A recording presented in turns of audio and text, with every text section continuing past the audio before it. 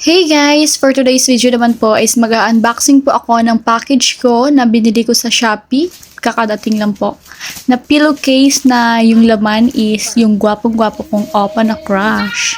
Siyempre, si Kim Soo Hyun. At next, I see Lee Min Ho! Yes, yay. Sobrang crush na crush ko po yan sila. At sobrang gwapo po talaga. Sino man naman hindi bababaliw sa sobrang gwapo na yan. Sa gusto po palang mag-order niyan is ilalagay ko yung link ng Shopee nila sa comment section.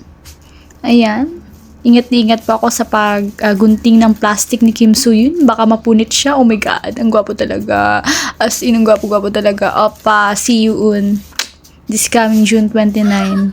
At si Lee Min Ho, syempre, ang ganda na ng tulog ko nito. Hindi po pala nakakaalam guys. Si Lee Min Ho po, crush na crush ko po yan. Since na lumabas yung Boys Over Flower. Grade 6 pa po ata ako nun. Pero until now, as in, baliw na baliw pa ako. Ayan. Ayan na.